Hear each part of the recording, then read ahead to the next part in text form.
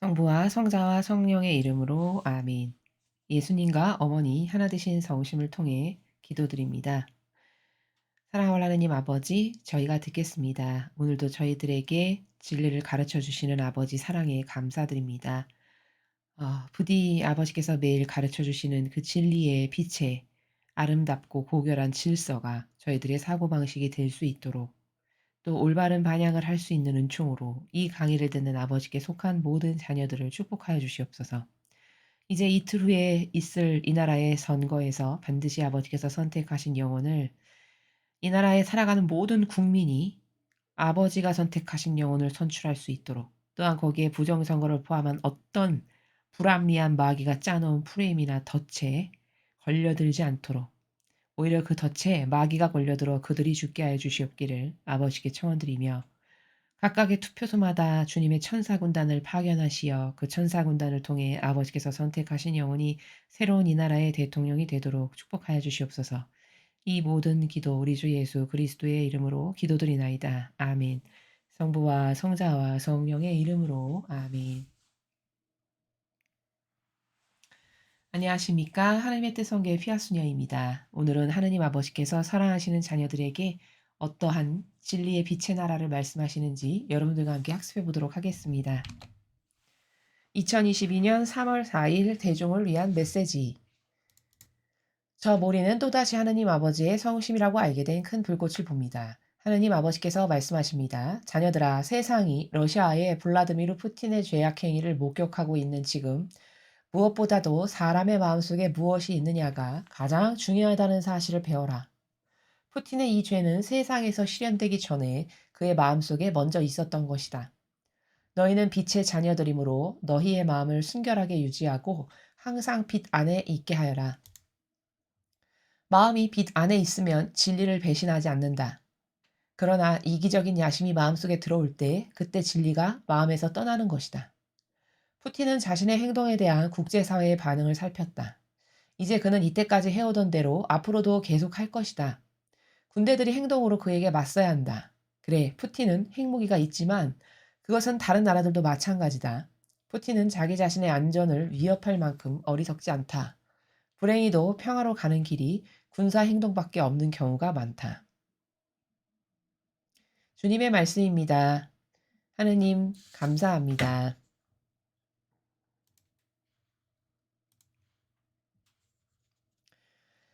어, 이 러시아 사태가 아버지께서 말씀하시는 대로 평화적인 사태로 되돌려지지가 않아서 매일 계속 말씀을 하고 계십니다. 자, 오늘은 어떤 관점에서 배우고 학습을 해야 할지 살펴보도록 하겠습니다.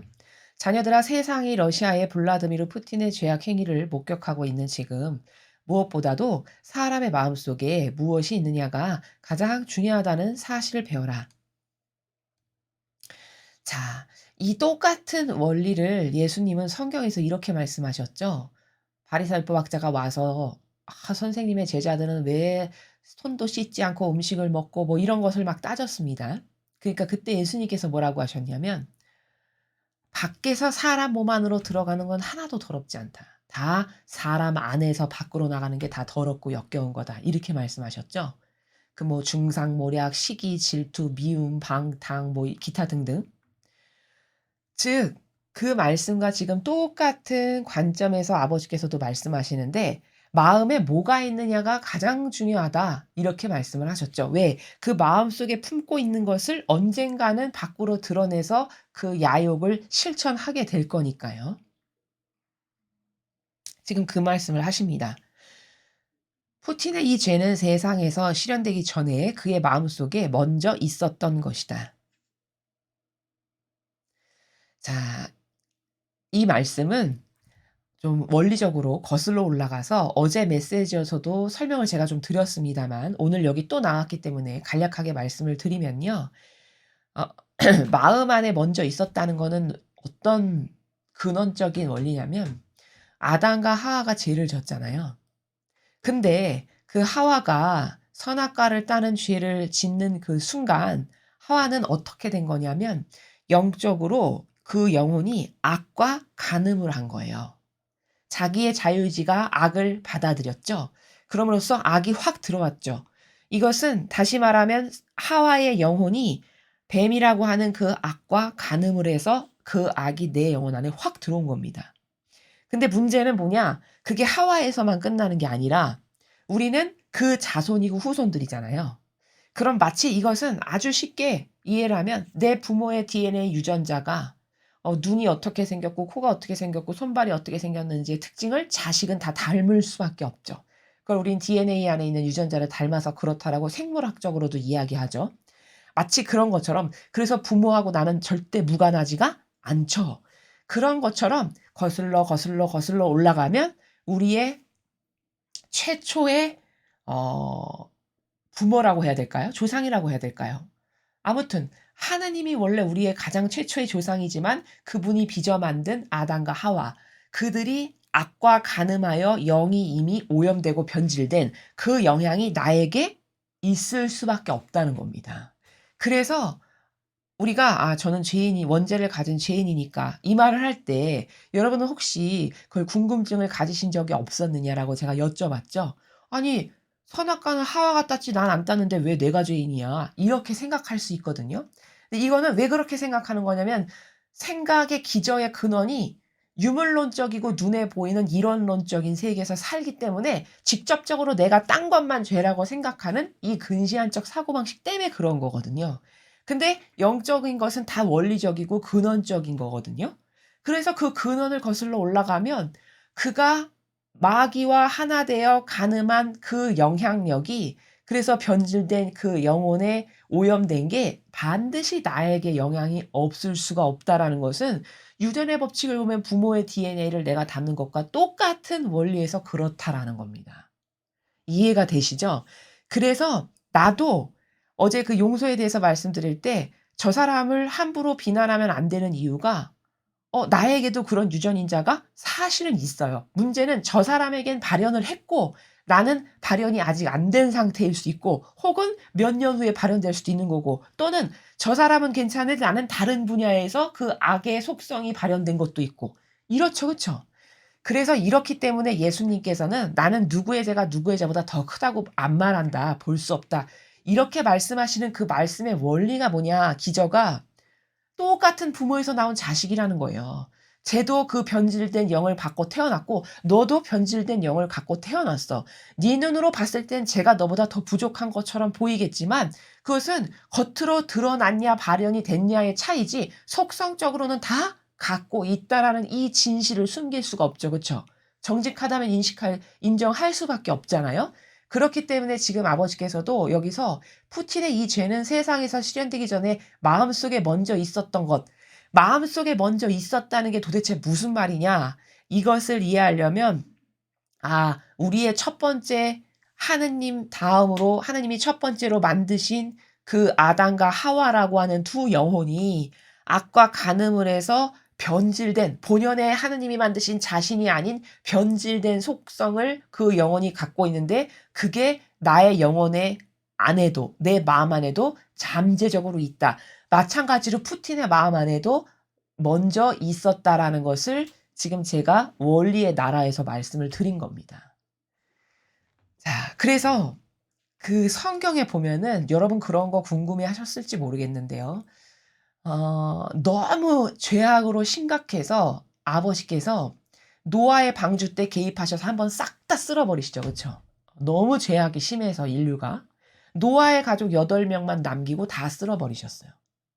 자, 그러면은 이제 그 죄악 덩어리는 다 도려내고 쓸어버리셔서 죽여버리셨으니까 노아는 의인이어서 살려주셨다라고 성경에 나오거든요. 물론 그 가족들은 노아 덕분에 산 거죠. 왜? 가족이라는 이유, 하나 된 사람들이라는 이유로 그들까지 살려주신 거죠, 아버지께서. 이런 관점으로 보는 게 옳은 겁니다. 아무튼 노아의 가족만 살고 다 죽었어요. 그럼 이제 거기서부터 다시 시작을 하는 거잖아요. 그럼 이게 형상에 치우치는 문제라면, 형상적인 것만을 죄라고 보는 관점으로 살아간다면 그 죄악 덩어리를 다 도려냈으니까 다시는 과거에 있었던 죄악이 이 인류에 일어나면 안 돼요. 그렇죠? 근데 놀랍게도 그렇게 해서 얼마 지나지 않아서 불과 몇백 년 후에 소돔과 고모라와 같은 죄악 도시가 또 생겨요. 그렇게 다 도려냈는데.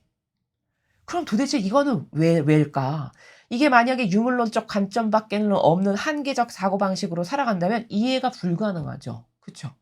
아니 다 드러내고 멀쩡한 8명만 살려놨는데 왜 이건 또 어디서 생긴 거야? 이렇게 생각할 수 있다라는 거죠. 근데 이건 너무나도 당연한 것이 물론 의인이었습니다만 노아와 그 가족 안에도 그 간음한 아담과 하와의 영의 속성이 유전된 게 있을까요? 없을까요? 이어받은 게 있다는 거죠. 그렇기 때문에 그에게서 또 이어지는 후손이니까 당연히 죄악을 이미 마음 안에 품고 있는 거예요. 발현되냐 안 되냐, 누가 더 심하게 되냐 안 되냐 이 차이만 있을 뿐이죠.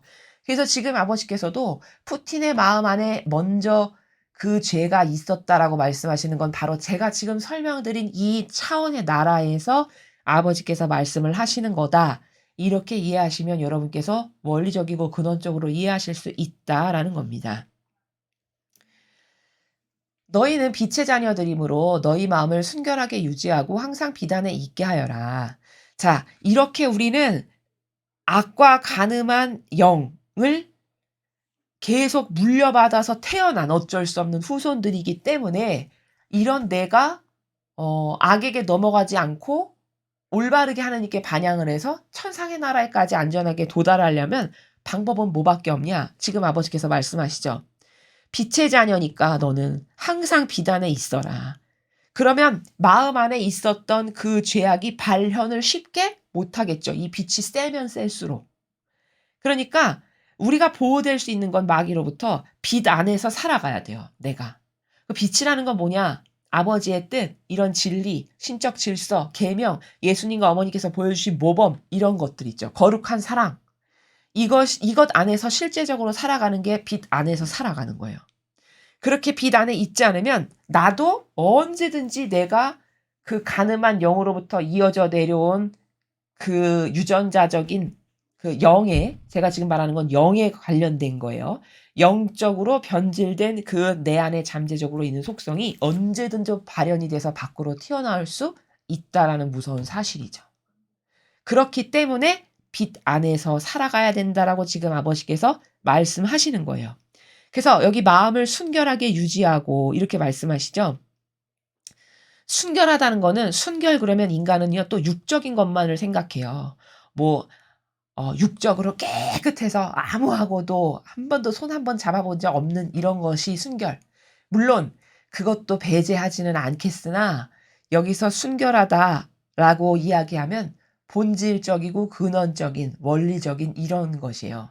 그러면 제가 지금 영의 차원에서 간음을 한 것에 대해서 전반부에 말씀을 드렸죠. 그렇기 때문에 그 원리에서 이야기를 한다면 여기서 단어에서 순결이라는 거는 영의 세계에서 간음하지 않는 거. 다시 말하면 마귀에게 따라가지 않는 거. 내 자아에 따라가지 않는 거. 인간이 조작해서 만든 제도 전통에 따라가지 않는 거. 내 자신과 이기심을 따르지 않는 거. 내 사욕과 욕망을 따르지 않는 거. 이게 내 마음을 순결하게 유지하고 살아가는 그런 나라죠. 그래서 영의 세계에서 간음하면 무엇과 간음하면 악을 받아들이는 걸 간음한다라고 해요.